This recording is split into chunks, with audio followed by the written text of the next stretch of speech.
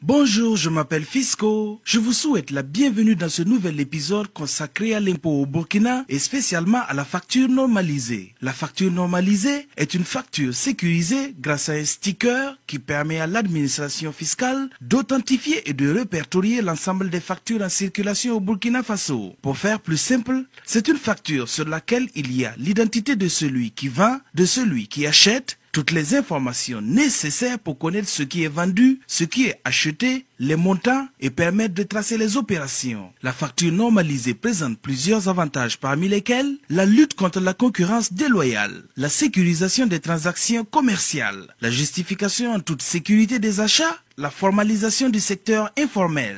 C'est en février 2017 que la facture normalisée a été lancée officiellement au Burkina Faso. En attendant que la facture normalisée soit étendue aux autres régimes d'imposition, pour le moment, ce sont juste les contribuables relevant du réel normal d'imposition, c'est-à-dire avec un chiffre d'affaires supérieur à 50 millions de francs CFA, qui peuvent utiliser la facture normalisée. Pourquoi demander une facture normalisée? Voici l'histoire de M. Ouedraogo qui a acheté une voiture importée avec un revendeur. 2 semaines plus tard, M. Ouedraogo, à bord de sa nouvelle voiture, se fait arrêter par des agents de la police pour vol de véhicule. Pour prouver son innocence, M. Ouedraogo présente un vil reçu que les enquêteurs invalident parce qu'il ne contient pas d'informations légales. Il propose alors de mener les enquêteurs vers son fournisseur. Une fois sur les lieux, M. Ouedraogo explique au gérant des lieux qu'il a acheté cette voiture à hauteur de 5 millions de francs CFA avec son collaborateur, un dénommé Moussa. Le gérant indique à M. Ouedraogo et aux enquêteurs qu'il n'a jamais eu de collaborateur de ce nom. M. Ouedraogo se retrouve alors dans une situation délicate où il risque des poursuites judiciaires. Vous convenez avec moi que si M. Ouedraogo avait exigé une facture normalisée, il serait lavé de tout soupçon. Alors, exigez toujours une facture normalisée après chacun de vos achats pour justifier certaines actions en cas de problème.